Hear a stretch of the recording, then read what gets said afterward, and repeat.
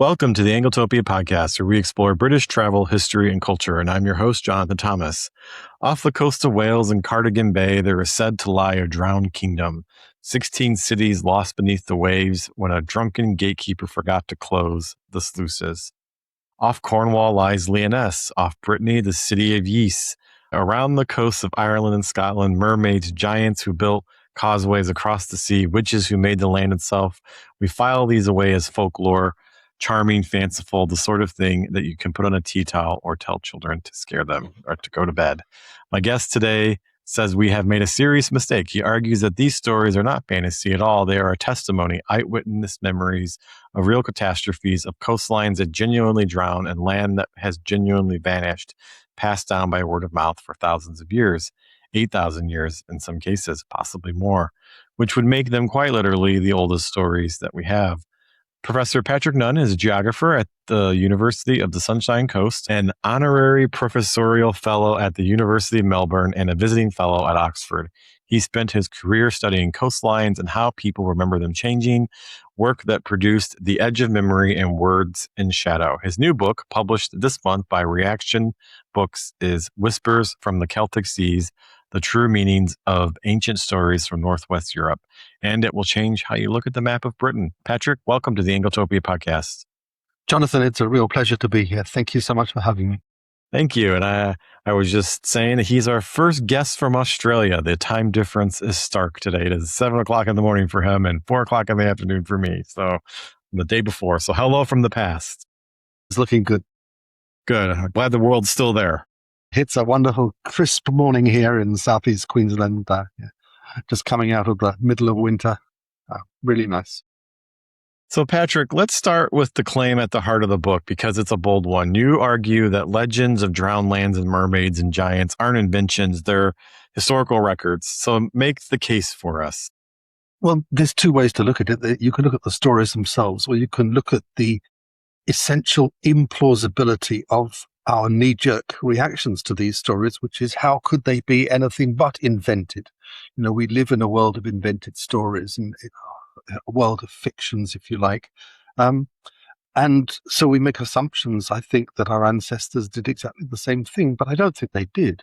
I don't think people 500 years ago or even 5,000 years ago had the leisure time to develop elaborate fictions and then consign them to the river of history and to pass them down through the ages. So I have had another thought about all of this over the last few years and have come to the conclusion that, yes, of course, they are memories from the past, often observations of memorable events like volcanic eruptions, like the catastrophic loss of land, that in a pre-literate culture where you couldn't write these things down, you consign them to oral traditions, and those oral traditions were really couched in terms that people at the time understood.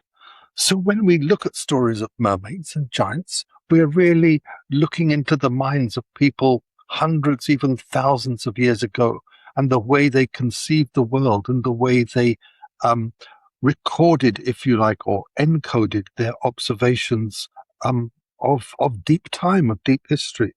And yeah, that's it, Jonathan. So you're a geographer, not a folklorist. So how did a scientist who studies coastlines and sea levels end up taking myths seriously as data?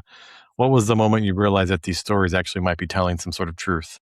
Well, yes, I'm a scientist, a conventionally trained scientist. I grew up in the United Kingdom, and I learned many of these stories from an early age, and was taught to think of them as fiction, as stories of heroes and stories from the past that were not true. When did I have my moment of realizing that these things were probably true? There were two events, and I'll recall them as quickly as I can, but I spent a lot of my career doing research in the Pacific Islands, where many people, particularly the older generations, don't read and write and often don't speak English. And I was told stories by many of these people, often through a translator, but stories nonetheless. And it became clear to me after a while that, listening to these stories, which could go on for hours, it was almost as though this person had a book in front of them. They were reading from a book. And so it became clear to me that people in oral cultures or pre-literate cultures are in fact able to retain and organize and pass on huge amounts of information without the benefits of being able to write them or read them out to someone. And then when I moved to Australia in the year 2010, I came across a lot of First Nations Australians or Aboriginal Australians' stories about the past. And many of them talked about when the coastline was further out to sea and when the rise of the ocean actually started to cover the fringes of the land and submerge it. And it became clear to me that these stories, and we now have 34 groups of stories all the way around Australia, it became clear to me that these stories were recalling the time after the last ice age, or the coldest time of the last ice age, when sea levels rose, the ocean surface rose around about 400 feet in total, all across the world. And that submerged coastlines. And here's the thing, Jonathan. In Australia, we know that this rise in the ocean surface after the coldest time of the last ice age ended about 7,000 years ago. So these stories, by default, had to be at least 7,000 years old. They had to have been passed down for at least 7,000 years. And that really blew my mind, as I guess it would that of any conventional scientist. But I was always trained, let the data speak. And that's what I did in this case. So I started to write about these things, and yes, have met with quite a lot of skepticism, but at the same time, people, I think, are generally open-minded enough to listen to the arguments. So how did you make that leap then from, because your last book was about these Aboriginal traditions that you did research on. How'd you go from there to the Celtic legends of Western Europe? Right. So the Edge of Memory, which was published in 2018, did really summarize a lot of these Aboriginal traditions from Australia. It talks about other parts of the world as well, but focuses on Australia and really makes the argument for these stories having been passed down for thousands of years. Yes, I'd always had this idea in the back of my mind that I would like to apply these kinds of new understandings to the Celtic stories that I had grown up listening to. And so I'd started to do this systematically and collaborated with a lot of scientists in the United Kingdom and also in France, and really found extraordinary similarities between a lot of the Australian stories recalling submergence and land loss, and the stories from Northwest Europe.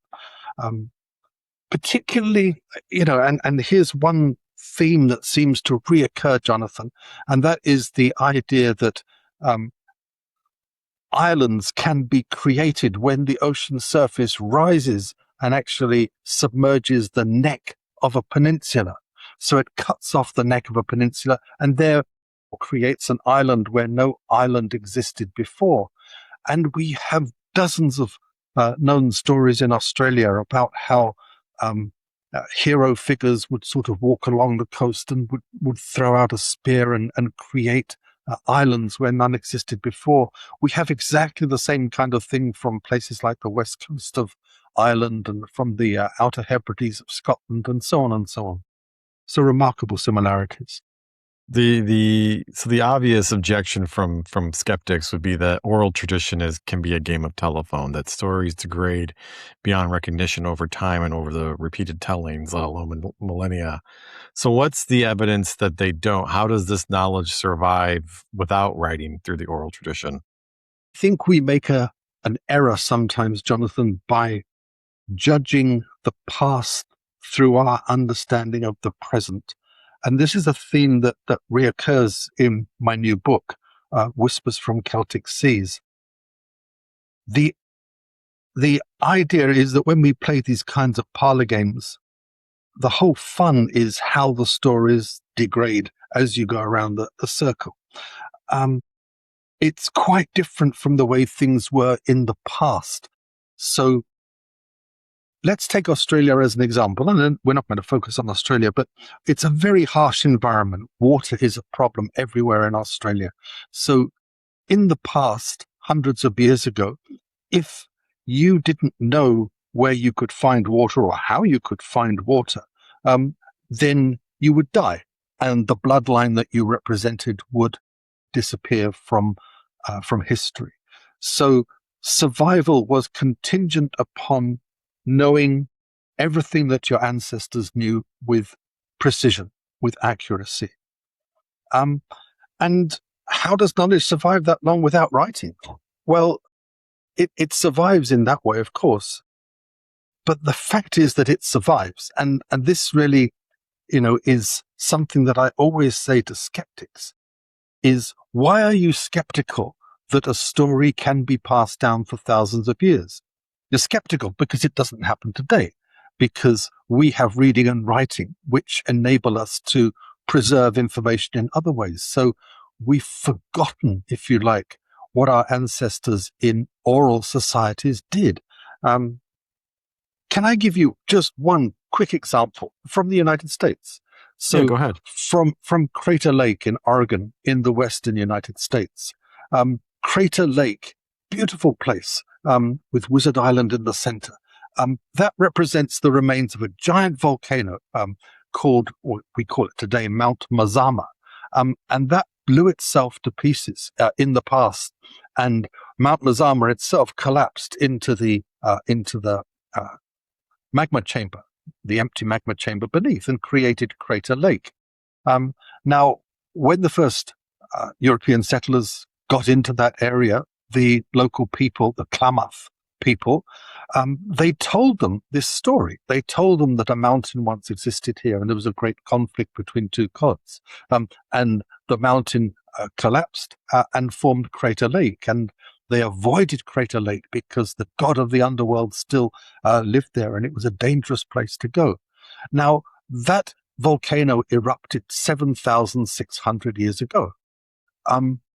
That's it. I mean, there is no alternative explanation for the Klamath story having been passed on 7,600 years ago since this cataclysmic event. So the fact is that ancient stories do get passed on in the right circumstances for thousands of years. And we now have dozens of examples from all over Australia and all over Northwest Europe. To me, the evidence is insurmountable. But of course, skepticism remains. Fine. So, moving to a European setting, your book opens with a wonderful object, the Colinda harpoon. It's a 12,000-year-old antler fishing spear dredged out of the North Sea by a Lowestoft trawler in 1931. So tell us the story of that and then what it revealed, because it's so fascinating. Yeah. So there was this ship, the Colinda, and it was fishing out of Lowestoft, and it brought up this thing. It looked like metal. It was about this long, and it was carved, and it turned out to be a piece of deer antler that had been carved and sharpened, and is something that was used as a harpoon. Now, the point here is that it was found or dredged up from the floor of the North Sea. And this incident in 1931, this was perhaps, I think, the first widespread realization that on the floor of the North Sea there were artifacts and there were remains that pointed to the fact that people may once have occupied that land. So it is a lovely story, and it's really worth digging into some more. But I always feel that this particular story. So it was used 12,000 years ago as a harpoon, and many other types of artifacts have since been found or dredged up from the floor of the North Sea. And we now know that there was once a widespread human occupation there. We give it the name Doggerland because it centers around the Dogger Bank, which is a famous fishing bank in the North Sea. So paint us a picture of Doggerland, which is a bizarre name. What was out there? It's now it's the North Sea, but like you said, there's a bank there that is very shallow, so that there was some kind of cataclysmic flood that made this area flood. So what was life like for people there before this flood happened?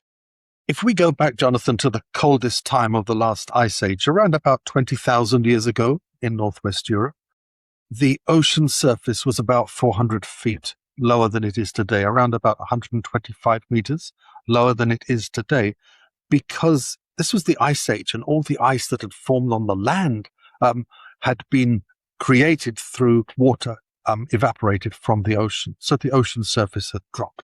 And that meant that there were land connections in existence joining bits of land that still exist today, land connections that have since become submerged with the subsequent melting of the ice and the rise of the sea level.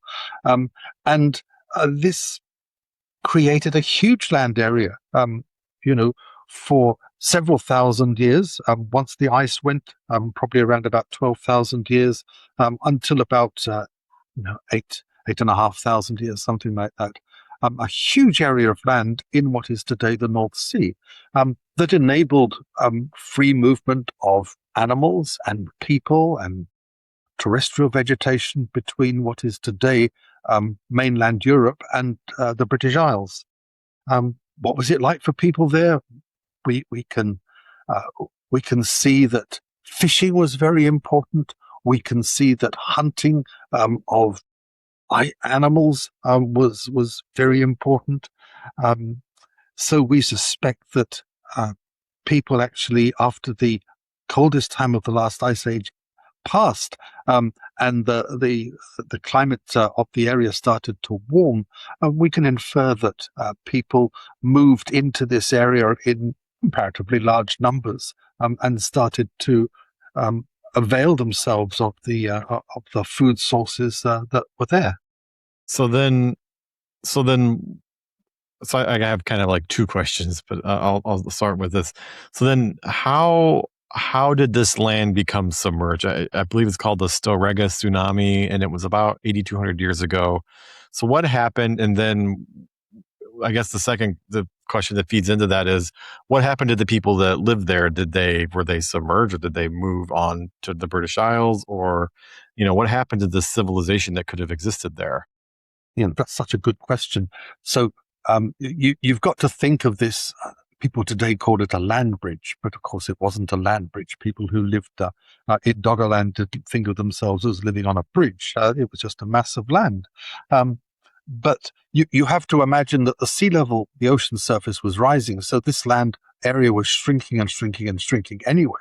But yes, around about 8,200 years ago, a huge chunk of the Norwegian continental shelf slipped downslope and into the depths of the ocean. And that displaced a massive volume of water and created tsunamis that ran up across the Shetland Islands, the Auckland Islands, Scotland, and much of the eastern seaboard of the British Isles. When it drove south through the North Sea, it hit the shrunken remains of Doggerland, and it smashed several passages through there. So that event, if you like, created the British Isles. It destroyed the land connection between the British Isles and mainland Europe around about 8,200 years ago. So then, continuing on from that, what happened to the people? What happened? How did this story come down in the oral tradition? That's a really good question, and a lot of that is inference. I suspect most of the people were drowned, except those who had already sort of moved into what we now think of as the British Isles, and watched these events unfold from higher ground along the coasts of East Anglia and places like that. But the ocean rise has continued along the eastern seaboard of the British Isles, and today we still have lots of stories that talk about places under the ocean, places that were once inhabited on the ocean floor in that area. Whether there is any echo of a memory of Doggerland, I suspect not. But it could well have seeded a lot of these later stories and just normalized the idea of submergence. I think people living along the coasts of the British Isles and Northwest Europe, the Atlantic coasts of Northwest Europe more generally, I think for thousands of years they witnessed the ocean surface rising and eating into the fringes of the land, and that absolutely normalized the idea of submergence and land loss and so on. Well, and most prehistoric or ancient cultures have a story of a great flood. So it's interesting that these may have been different floods, but they all share that kind of commonality that the world changed on such a massive scale and within recent, living historical memory that it made an impression. Absolutely. Yeah, absolutely. I think, well, yes, it's very interesting what you just said, because a lot of cultures do have a story of a great flood. And I think a lot of those stories were seeded in different ways and in different places. But in normalizing the idea of a massive flood, they have come together. So a lot of people today think of a global flood having happened in the past. And then even in my own backyard, Lake Michigan, which is a few miles from my house, it's, geologically, it's only 5 to 10,000 years old. And so it's a result of those glaciers receding and a flood coming in. So even I wonder if our local Native Americans have legends of floods in their historical record. Oh, I bet they do. I bet they do. Sometimes it's just not straightforward to identify these stories, and of course, in many cases, it requires a leap of faith. But it doesn't mean they don't exist. So let's go to Wales. It has a very famous drowned kingdom, and I'm going to make an attempt to pronounce this. I will probably fail, so please leave a comment about how I massacred it. I'm going to say Cantre'r Gwaelod in Cardigan Bay, which was supposedly 16 cities, and its sluices and poor drunken. I can't even say these words, were failed to close them. What's the story and what's underneath it? Well, the story has persisted for a long time that off the coast of Wales, Cardigan Bay is perhaps the most famous example. There once existed 16 cities or several cities and castles and things like that. I always worry about the words city and castle. I think that's our way of aggrandizing our memories of the past. But the stories talk about inhabited places that are now underwater in places like Cardigan Bay. And one of the most persistent stories in Welsh culture talks about Cantre'r Gwaelod in Cardigan Bay, which was said to be the seat or the realm, if you like, of King Gwydno, and obviously several other monarchs before and after or before him, and that one day his steward, who was charged with closing the floodgates, the sluice gates that kept the ocean out of the city, he became drunk and he forgot to do it, and so the gates remained open at high tide, and the water poured in and drowned the city. That tells us several things, and we laugh about the drunken steward and the duties he failed to perform, but the essence of that story there, around which all the other detail has been built, the essence of that story is that there once existed inhabited places on the floor of what is today Cardigan Bay. And these places became submerged or overwhelmed, if you like, by the ocean. And of course, that's absolutely true. People were living in that part of Wales 10, 11, 12,000 years ago, when the ocean surface was, tens of meters lower than it is today. So people undoubtedly did occupy that area, and they did create places to live, familiar landscapes that were subsequently submerged. So the story itself is not incredible, but skeptics, of course, often focus on the minutiae, on the sort of the minor details about, drunken stewards and things like that.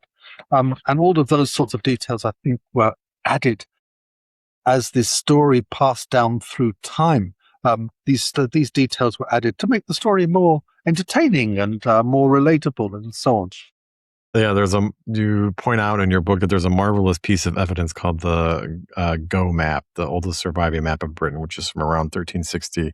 And there are actually 2 islands drawn in Cardigan Bay that aren't there today. So tell us about that. Well, you've said it really well, Jonathan. So on the wall of the Bodleian Library in the University of Oxford, there's this massive map called the Gough map. And that is believed to be the oldest known map of the United Kingdom, such as it is. And there were 2 scholars from Oxford who analyzed this map, and they found, 2 islands in Cardigan Bay that don't exist there anymore. The idea being is that in the year 1360, there were memories of these islands that were sufficiently compelling for the cartographer to put them on the map. I don't think the islands existed in 1360s, but I think the memories existed and therefore were put on the map in that sense. And that's absolutely remarkable. I mean, it really is. The idea that there is confirmation or corroboration, if you like, of these ancient stories in things like old maps. Absolutely wonderful. And so let's move to nearby Cornwall, and there's the legend of Lyonesse, which is has Arthurian connections, where there's this lost land of Lyonesse. And tell us about the antiquarian William Borlase, who is a character in his own right. Who was he, and what did he contribute to how we think of these legendary lands off of Cornwall? Well, let me just find my piece of paper about William Borlase.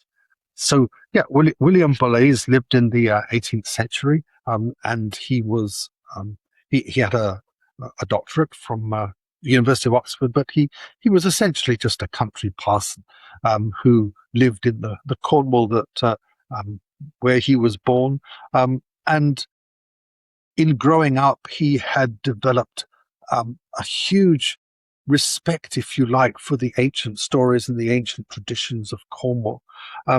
And he focused on this story of Lyonesse.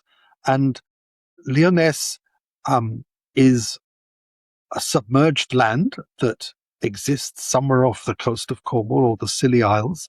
And it is a land that was like Cantre'r Gwaelod in Cardigan Bay, was rapidly submerged, and people saved themselves just in time, and all this kind of thing. So again, those are the kinds of details that were probably added much later on to a story of submergence, of land being submerged.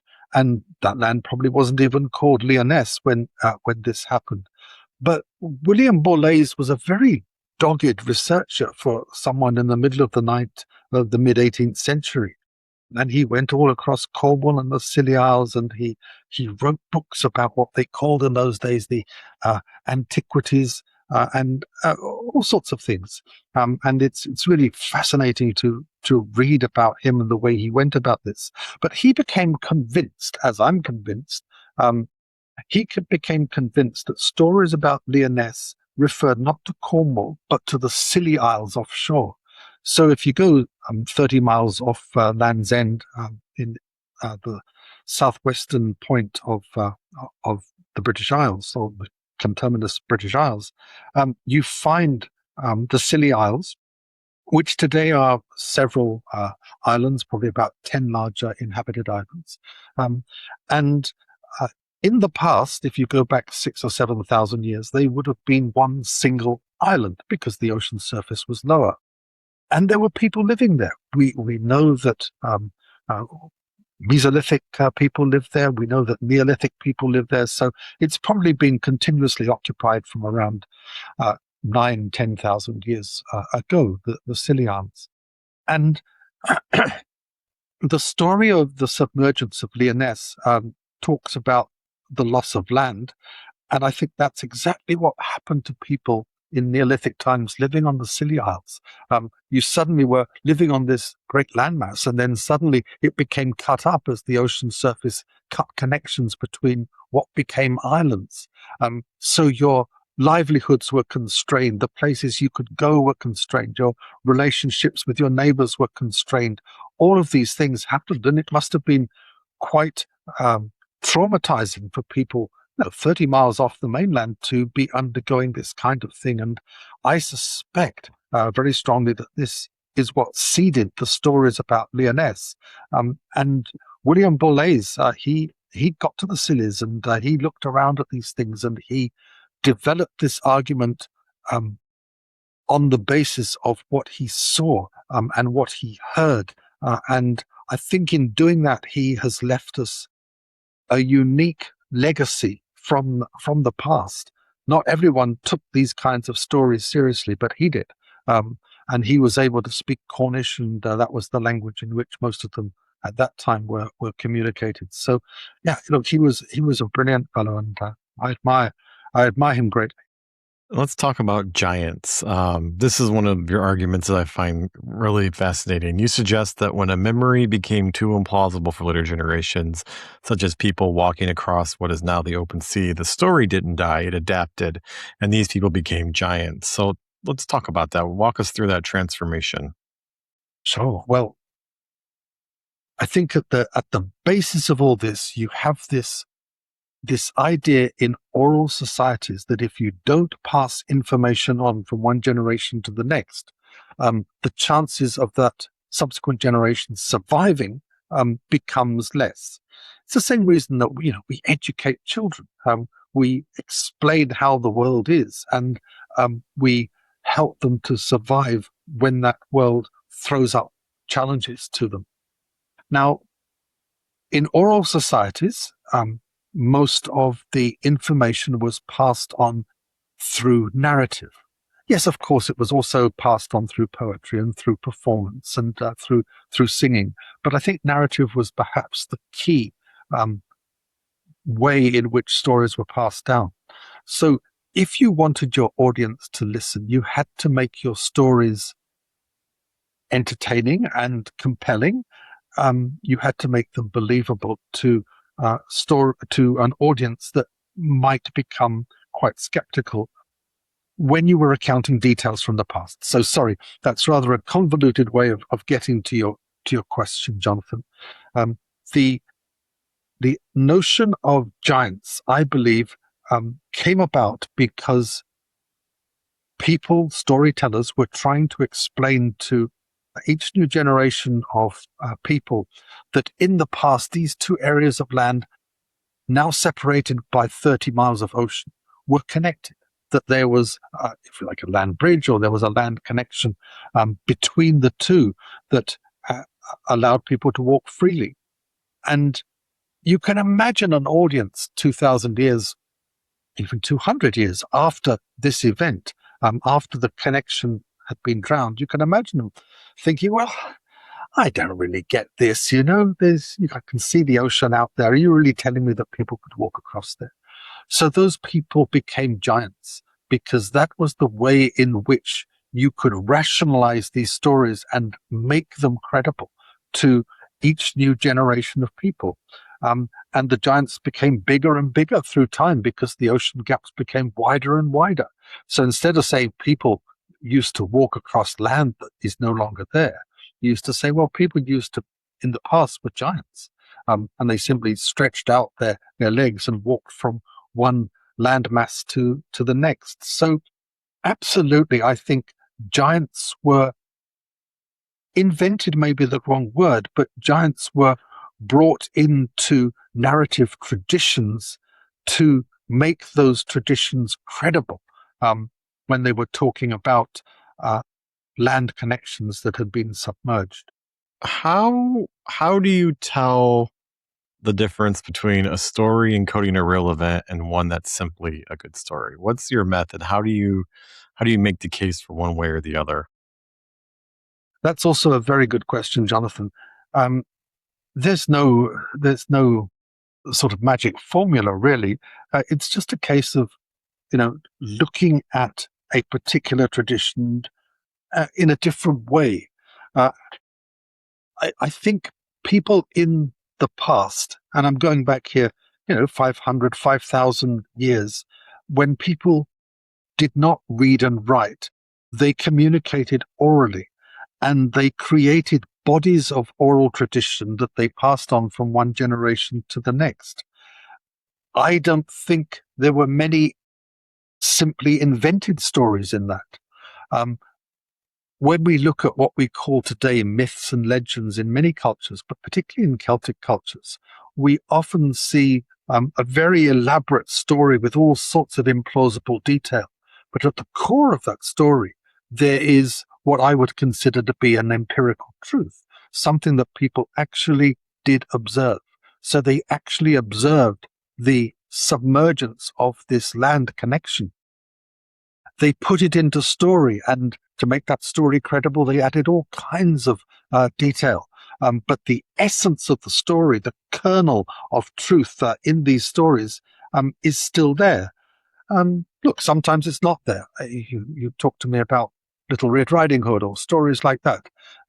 Maybe there was once an empirical truth at the heart of these stories, but it's hard to know what it is. Maybe these were just morality stories or fables or things like that. I don't pretend that all stories our ancestors told in the past had meaning of this kind, but I think a lot more of them do than we give our ancestors credit for. So your book kind of has a contemporary resonance by bringing these old stories to the fore. We're once again living in an age through rising sea levels and disappearing coastlines, especially in Britain. So does that change how we should listen to these old stories? Does it give them more power and resonance? So I think there are many lessons that we can learn from these stories that can help us navigate the uncertainty of future climate change. I think the first of those lessons is that climate change is not without precedent in human history. We have been here before as a species. From about 15,000 years ago until about 6,000 years ago, along most coastlines in Northwest Europe, we had a rise of sea level, generation after generation, completely unstoppable. A rise in sea level that caused land loss and forced people to adapt.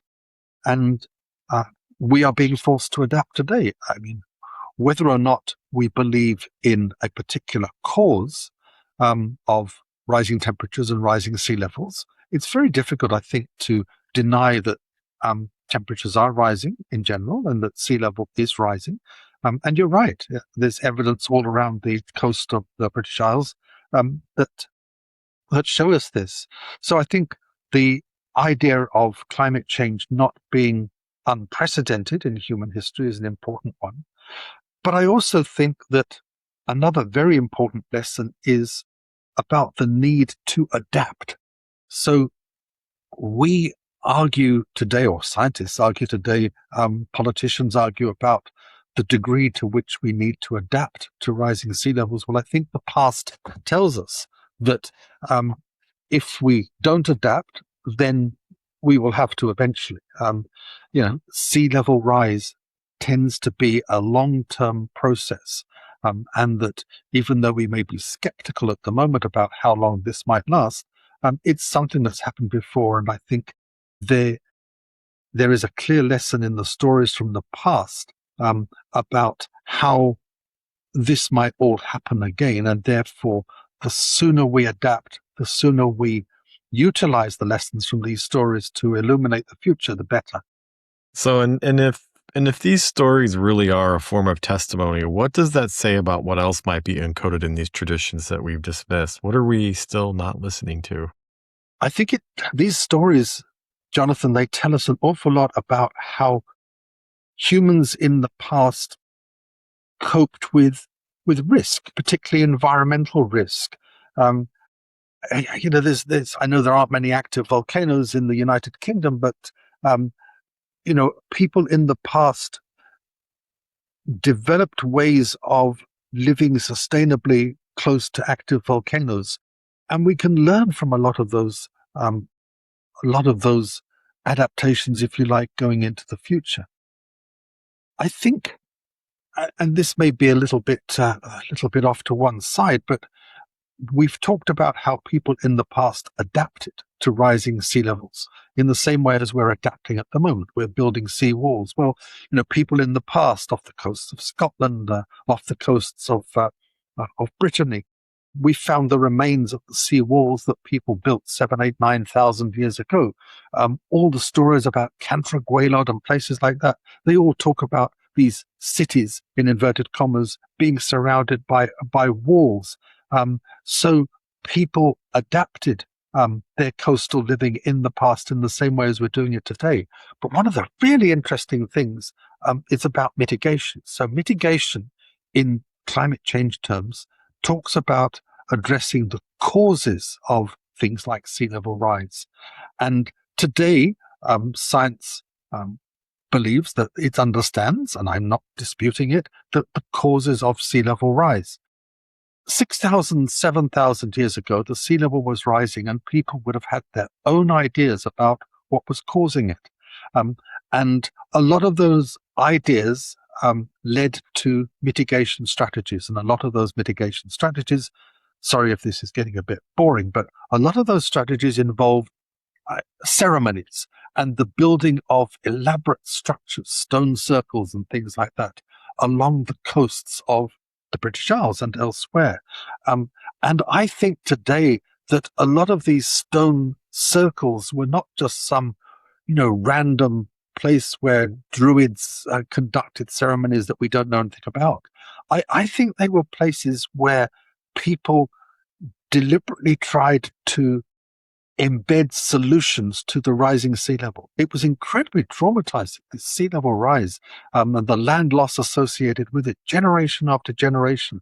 So I think that people had developed explanations for the sea level rising and had enacted all sorts of ceremonial, quasi-religious solutions to try and stop it. And so for our listeners, many of whom are Americans who love traveling to Britain, where would you send them to stand and feel this history? Which coasts still carry the whispers most powerfully? There are dozens of examples, Jonathan, and I don't mean to dodge the question. I'm not dodging the question. When I think of all the places that I've been and all the places that move me most, off the coast of Wales, we've talked about Cardigan Bay. But if you go a bit further north, just past the island of Anglesey, you come into Conway Bay. And in Conway Bay, like in Cardigan Bay, there are also stories about places that people once lived that are now underwater. And there are dozens of these kinds of stories there. And it's a big holiday area at the moment, but I think in the past it was quite different. And just at the head of Conway Bay, there's a huge area of sort of mud flats and marshland and things like that, called the Lavan Sands. And the Old English name for the Lavan Sands means the place of weeping. And I think that there is so much sadness associated with the loss of land in the past. And some of that sentiment is preserved in place names. And I'm always very moved when I go to that part of the British coast, the Welsh coast around Conway Bay. The other place, if I can have a second choice, would really be the Outer Hebrides Islands of Scotland. And look, they're not that difficult to get to these days. You could fly from any of the Scottish mainland airports to Stornoway on the island of Lewis, and you can rent a car from there, and you can catch a couple of ferries and things like that. Yeah. So, but yeah, don't go in the middle of winter. But the Outer Hebrides Islands, there are so many stories that were fortuitously recorded in the 19th century that talk about how one island was once connected to another. And there's one island group I've never actually been to. I've looked at it from the nearby coast, called the Monach Islands, Monach Islands. And they lie about 7 or 8 kilometers off the west coast of the island of North Uist, Uist. And that land connection was submerged about 6,800 years ago. And there were still stories being told about that by the people of the Monach Islands in the late 19th century. And those stories were remarkably detailed. They talked about the names of the people who'd last crossed this land connection, the people who drowned subsequently trying to cross it. They talked about the names given to the structures that they built there. All of this nearly 7,000 years ago. And that absolutely moves me. And I just wondered if I could just quickly read something for your readers. This won't take more than a second. But a lot of these stories from this part of Scotland were gathered by Alexander Carmichael in the second half of the 19th century. And he was from the Outer Hebrides, and he was an unusually tall man. And he was well known for walking across the ocean gaps between islands, the very places that he was writing about having been submerged.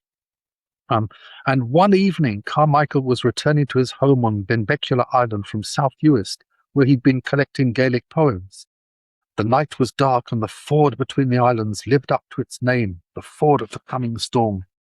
As Carmichael waded nearly breast through one salt stream after another, he was conscious of the roll and the singing of waters, and the rhythm of a poem he'd taken down a few hours before. And here's the key couplet of that poem. Eyes are you to the blind, staff to the lone pilgrim. And I'm really moved by that in the sense that the lone pilgrim are the people who used to collect these stories at a time when literacy was spreading and people were developing a contempt for these stories. And in that sense, they were giving eyes to the blind. They were illuminating the past for those of us today, 100 years or more after.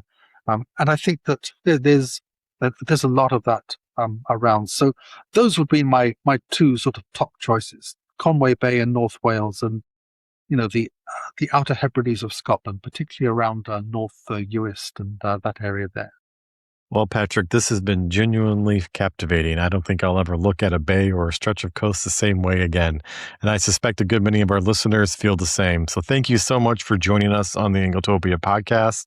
The book is Whispers from Celtic Seas, The True Meanings of Ancient Stories from Northwest Europe. There it is on the screen if you're watching on YouTube.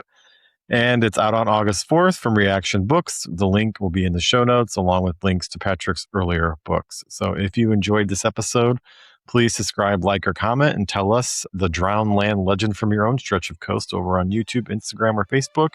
And if you love the Angletopia podcast, please consider joining the Friends of Angletopia Club, where you can get early access to new episodes and connect with other Britain enthusiasts. So join us next time as we continue exploring the people, places, and stories that make Britain's history and culture so endlessly fascinating to discover. Thank you, Patrick.